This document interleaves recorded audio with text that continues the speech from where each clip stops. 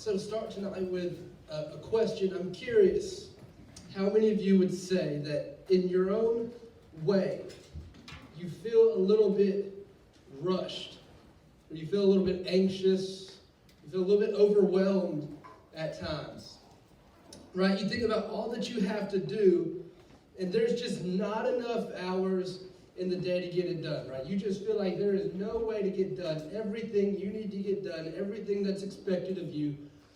And so if you feel like that, and you're like me, then you try to squeeze a little bit more out of yourself, right? Become a little bit more efficient, right? Some ways that I do is I will just analyze lines at the grocery store and try to see how many people are in each line, but also what's in their car. Like if it's something that's going to take some time for them to pick up and get out and scan, or if they got a lot or a little, become more efficient, save some time. Right? Or if I'm pulling up to a red light, I start looking, judging people based off their cars, ain't no way this person's gonna get up and go when that thing turns green, so I'm gonna get behind this person. Anything to save some time. Because it's not just being rushed, but I wonder how many of us would say, occasionally, or maybe even often for you, that you not only feel rushed and overwhelmed, but you would say that you even feel a little disappointed in the way that your life is going, right? Because of the pace, because of the intensity of your schedule sometimes, you begin to think and ask yourselves, man, is something missing, right? I have no time to do the things that I want to do, right? To do what I love. Or worse yet, I have no time for the people that I love. So what if I told you, and this is our main point of the night that we're going to come back to time and time again. What if I told you that the greatest enemy to the life that you want may be the life that you're currently living right now? So that's why the title for tonight is When You're Too Busy for What Matters.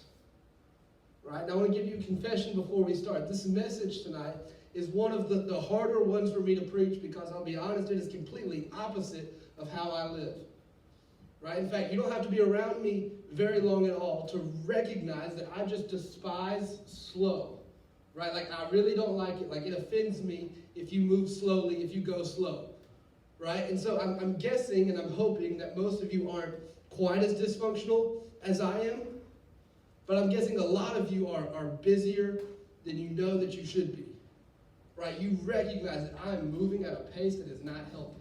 I'm doing too much. I feel like I've got too much on my plate, right? Because we all have places to be. We've got packed schedules. We've got things to do, people to see. We've got games to play, photos to take, captions to come up with, Netflix series to binge. And just because of the pace of our life, you find yourself going faster and faster and faster until you reach a pace that is unsustainable and you burn out. And you start to realize that I have no time for the things that I wish I had time for. I have no time for the people that I care about.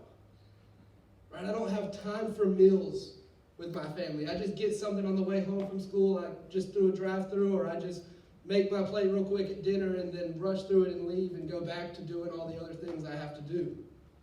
I don't really have time to engage with my friends in these deep conversations where we really grow with one another. Everything's just become surface level because I've got so much else going on. I don't have time for those conversations. And we definitely don't have time to rest or to reflect or to read the Bible or to seek real intimacy with God because we just don't have time. And so if you feel like you just don't have time, here's the good news. Neither does anybody else. Right? So it must be okay, right? Everybody else is busy, so that must be God's will for our lives, right? To just be busy. And so again, what if I told you that the greatest enemy to the life that you want is the life that you're currently living? Right? We're in a series called A Better Way.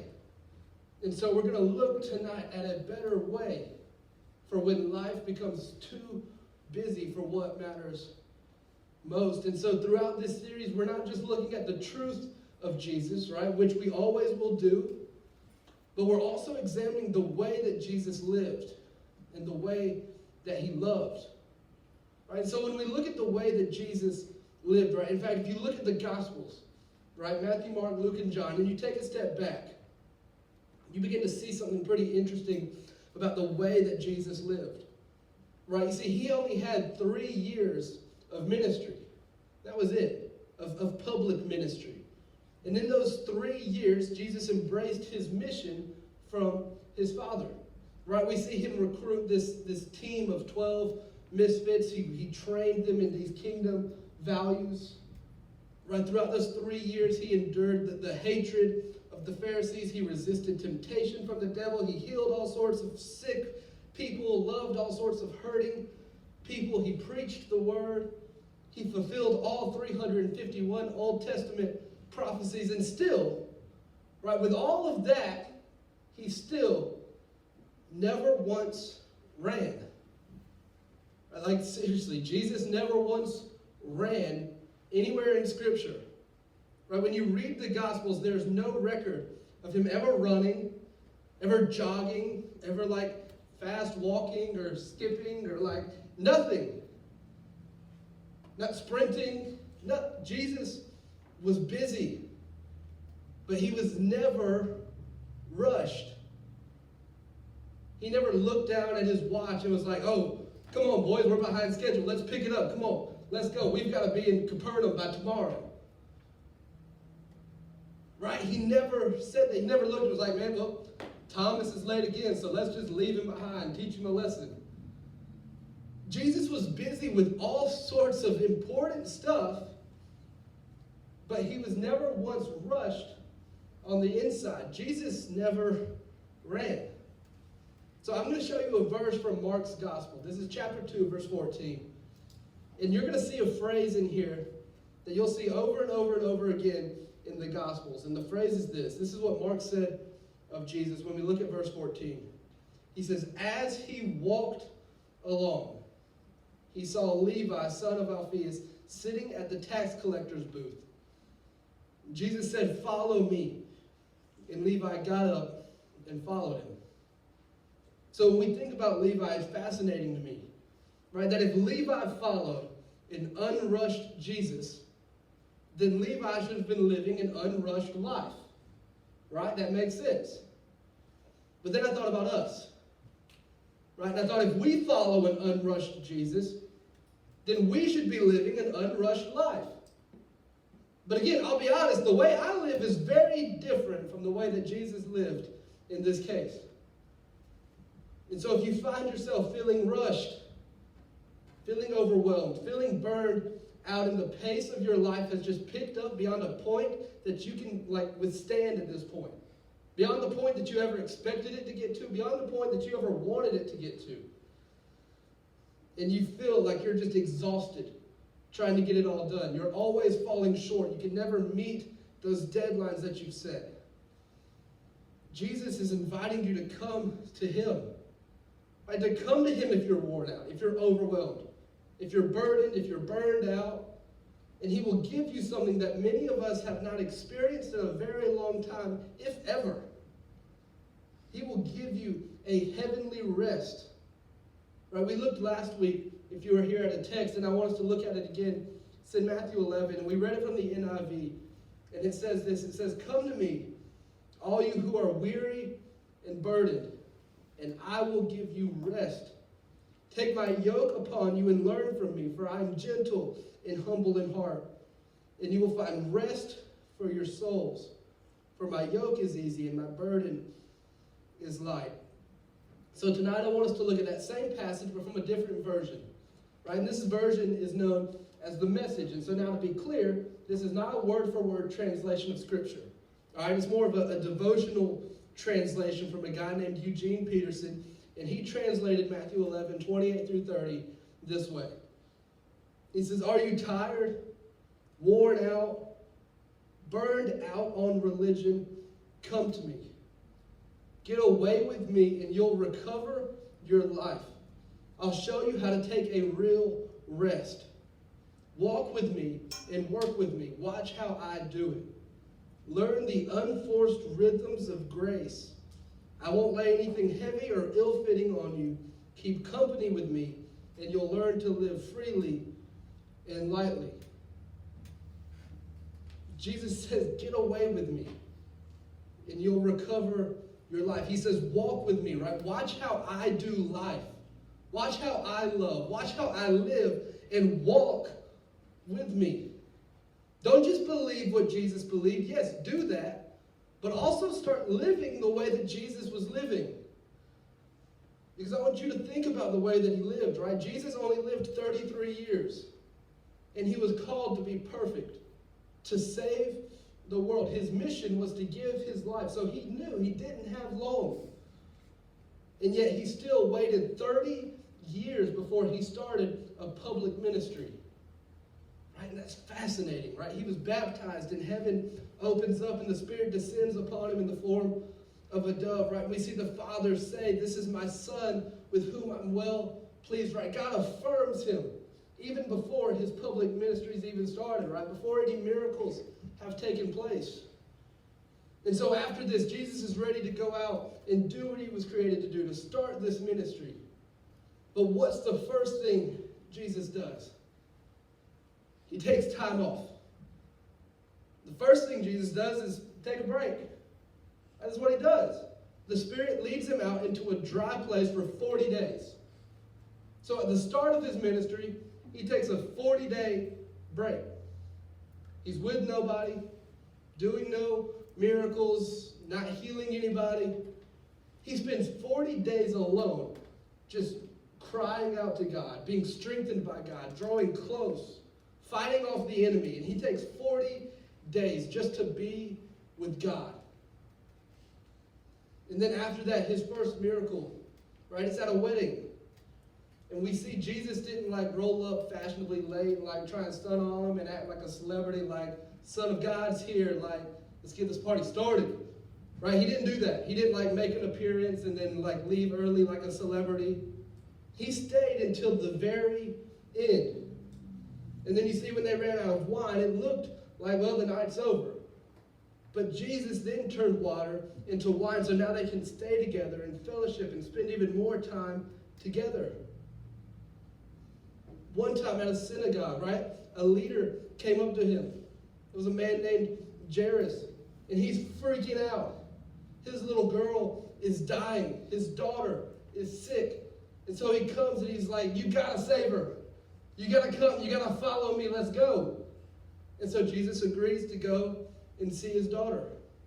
And again, as Jesus is walking along to this man's house, another woman comes up and stops him. She interrupts him.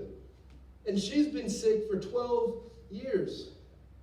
And as that little girl is dying, Jesus gives this woman his undivided attention and heals her. But as Jesus is taking his sweet time, this first girl dies. And the dad is just beside himself. And yet Jesus is just saying to this man, time is in my hands. And he continues to go. And he healed her anyways. It's crazy. Jesus was never hurried, all the way down to his transportation choice. Right? He's the Son of God. Right? If he's coming down, he can choose whatever transportation he wants. If I'm Jesus, I'm on a horse. Right? A white one, fast one. I'm going to look cool. But Jesus comes riding in on a donkey. Right? A walking animal. Right? Ain't no donkey ever been in a hurry. Donkeys don't run. Donkeys walk. Right? You don't ever see a donkey run a red light. Right? It don't happen. Because Jesus was not in a hurry as he walked. So if Jesus wasn't rushed and we are called to follow Jesus, if Jesus wasn't rushed in his soul, then why are we? Now I'll tell you, I'm just a pastor. I'm not a counselor. If you want a counselor, talk to Kayla. She's got the degree. She's actually a counselor. I'm just a pastor. So I can't really say. But here's my guess. right? My guess is that if we really simplified it, most of us are rushed over whatever it is. We're just pushing it and pushing it and pushing it because we're either doing one of two things. We're either running from something or we're running to something. Most of us. We're either running from something or we're running to something. Me, if I analyze myself, I'm probably running from insignificance, right? That's what I'm running from. And running towards, for me, would probably just be acceptance. I don't know what yours would be. You might be running from past failures. Something someone said about you or something someone said to you, that you can't do this, you won't do that, you'll never be this. You could just be running from insecurities. You're going to prove these people wrong. You're going to do what they said you couldn't do. You could be running from hurt, running from abuse, or you're running to something. You've got the goals, you've got the vision, and you're running to something. Some of you could be running to a relationship that you're rushing yourself to get into. We're so cute together. He's so fun. We're going to love Jesus together. We're going to get matching cross tattoos and name our kids Elijah and Mary because they're in the Bible. We're just going to have a perfect life. Or you're running towards success. You're running towards your image because that's what's most important to you. You're running towards popularity or money or being liked or just getting likes. Whatever it is. But the problem for most people in today's culture is that you're chasing a life that still leaves you empty when you get there. All of these things that you're running to or running away from, when you get to where you think you need to be, you find yourself still empty because you're running to the wrong things. And so what if the greatest enemy to the life that you want is the life that you're living right now? And some of you may push back. It's just like, man, you don't understand. You don't understand what is on my plate right now. You don't understand everything that's required of me, everything that's asked of me, the standards I have to meet. Right, I'm working a full-time job in high school. I have sports I got to be at. I've got clubs that I'm involved in. Right? I'm just a pastor. I just work Sundays and Wednesdays. That's it. I don't get it. You may be saying, like, I don't have time. What you're saying sounds great, but it doesn't work for me because I don't have time. I literally cannot get it all done. I can't slow down. There's too much to do. So if that's you, I want to say very respectfully to you, you have time for what you choose to have time for. You do. Right? You have time. You have time for what you choose to have time for. And if I can get up in your business just a little bit, the solution to you saying, I don't have enough time, is not more time. The solution is not more time. The solution is more of what matters most. The solution is more of what matters most. And the reason why most of us don't have time for what matters is because we are mindlessly spending our life and our time on what doesn't matter. And if you don't believe me, I'll prove it to you. All right, I could have chosen any number of illustrations for this, but I got 3 that are incredibly common. All right, the first one is social media, the second is TV, and the third is video games. All right, put them up there, Brandon, just so we see. Yeah, those are the 3 we're going to go through. So we'll start with social media. Right, some facts. Did you know the average American, right, how much time do you think you spend in a year? I'll tell you. 864 hours a year on social media. The good news, a lot of you are way younger, so you're way above average. You're way up there, even higher than that. How much time is that, right? That hour sounds like a lot, but let's do some comparison. So a normal school day, if we go from about 8 to 3, it's about 7 hours. So 7-hour school days. If you break that down into 7-hour school days, that's almost 5.5 months of school hours that you spend on social media. Right? You have time for what you choose to have time for. And you may say, well, I don't have social media. That don't affect me. All right? Good, because TV is a little bit worse. TV, we spend about 1,700 hours watching whatever the new series is every year. And now before we go to video games, I'm going to pick on the guys a little bit. And I want you to know that I'm guilty of this as well. Right? I grew up on video games, Madden, Wii Sports, 2K, all the things. The average guy by the age of 21, this one isn't per year, this is by the age of 21, spends about 10,000 hours on video games. 10,000. Now, do you know what you can do with 10,000 hours? I'll give you some options of things that you can accomplish in 10,000 hours. One thing you can do, you could get a job that pays $10 an hour. That's not much. And in 10,000 hours, you'll have made $100,000. If you're an average reader, you can read about 2,000 books in that time. Another thing you can do in 10,000 hours is you can get your pilot's license. You can legally fly planes. Like, you can memorize the New Testament. You can get your undergrad and graduate degree in 10,000 hours. Or, if we take it to relationships, you could possibly use that time to reconcile a relationship with a family member that's gone bad. You could possibly form a real relationship with the adults that are investing in you and raising you and learn a thing or two from them with that amount of time. You could do something that really matters, or you can continue to mindlessly waste your life on stuff that doesn't matter. And so again, what if the greatest enemy to the life that we want is the life that we're currently living? So you may be saying, all right, what do I do now? And the answer is, I don't know. I'm struggling too. I'm working on this too. So what do I do? I don't know. But here's what I'm not going to do. I'm not going to give you a lot of things to do. But what I am going to tell you is this. If you don't slow down, God may make you slow down. Right? That's what he did for me. He showed me, like, slapped me in the face with this.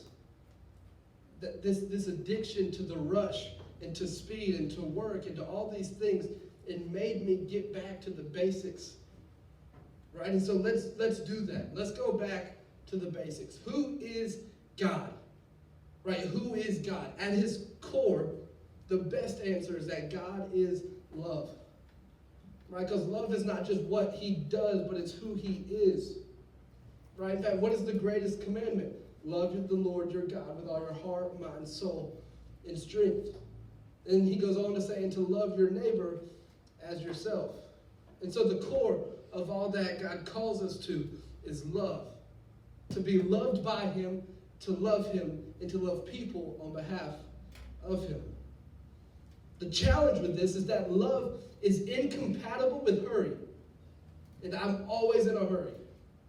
Right? Love, the Bible says, this is Paul's definition. He says love is patient. Right? Love takes time. But hurry doesn't have time. So I'm going to share with you a prayer.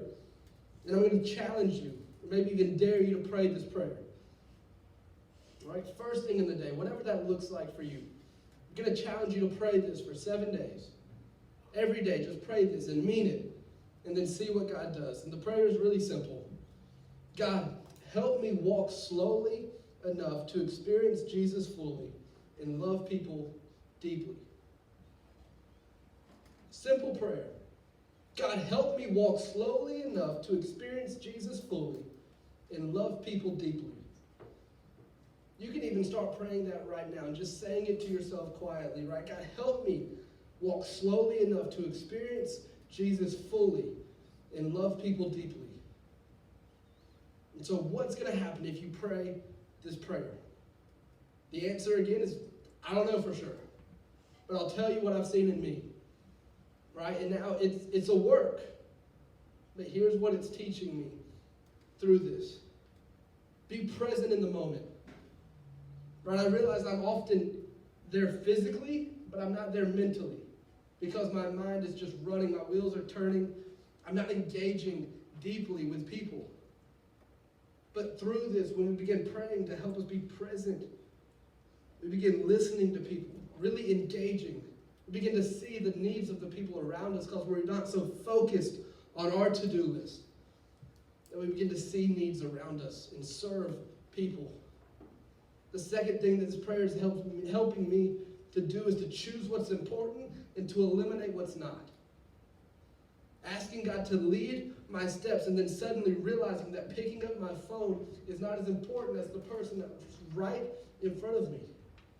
Right? It's helping me to say no to what doesn't matter and yes to what does.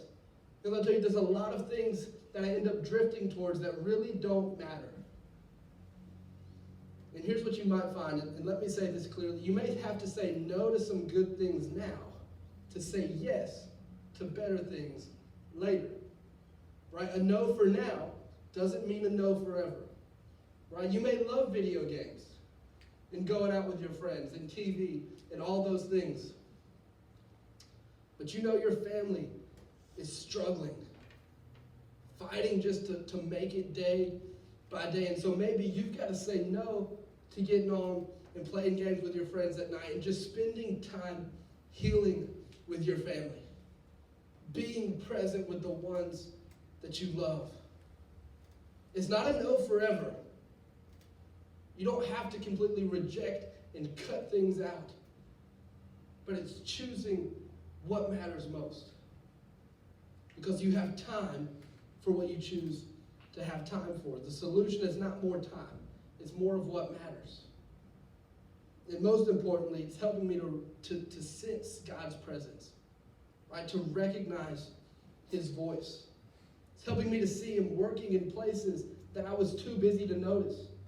Right? Because when we rush through life and we don't pay attention to what's around us, we miss things. So every day it's helping me to become more like him. Because as he walked along, every person Jesus loved, every miracle he did it as he walked along. And so my invitation is for you to just join me in praying this, right? God, help me walk slowly enough to experience Jesus fully and love people deeply. And here's what's so interesting is Jesus walked, right, all of his ministry, all of his life, following the will of the Father. Where was Jesus walking? Jesus was always walking towards the cross. Day by day, step by step, moment by moment, he was fulfilling God's calling for him. He was expressing the deepest, most profound love for you. As he walked, every moment, he was walking towards the cross. Walking towards his calling to give his life for you.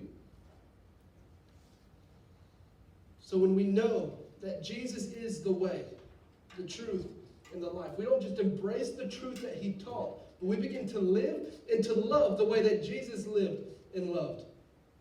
So in an angry, hurting, divided world, imagine if there was a group, imagine if there was a church that was loving and caring and united, right? Walking slowly enough to engage with those who are far from God. Not rushing to accomplish numbers or stats or anything like that, but walking slowly enough to see the needs of people around them who are hurting and broken and far from God. To show the love of a God who stepped out of heaven and came to earth in the person of his perfect and sinless Son, Jesus. Who day after day after day walked towards the cross to give his life for you. So if you're following Jesus, you should be walking to lay down your life for something so much more important. The answer isn't more time. It's more of what matters most. Because you have time for what you choose to have time for. So God, help me walk slowly enough to experience Jesus fully and love people deeply. If you need to pray that and just let that be your heart's cry tonight, during this last moment, find somewhere, get on your knees and just go before God. If you've put something above him, if you've been spending your time on anything other than him, putting things above him, that in order tonight. It's a new year. If you've been running from shame and regrets and anything in your past, put the past behind you. It's a new year, a fresh start. Move forward in life as a new creation in Christ. Don't continue to let the old things hold you back, slow you down, and weigh you down. Put off those things. Come to Christ. It says he will give you rest. Find that rest tonight. Don't continue to walk out if you're feeling burnt out. If you need a fresh start, find it here. Go to God and just begin to walk with him. Stop running through life focused on your wants, your desires, your to-do list. And just start walking with God. Let him begin to show you your steps as you walk with him and you serve him faithfully each and every day. And you spend time on what matters most because you have time for what you choose to have time for. So however the Lord is leading you in this moment, whether just to pray alone or pray with a group or just to stand and worship the God who made you, you respond however the Lord leads.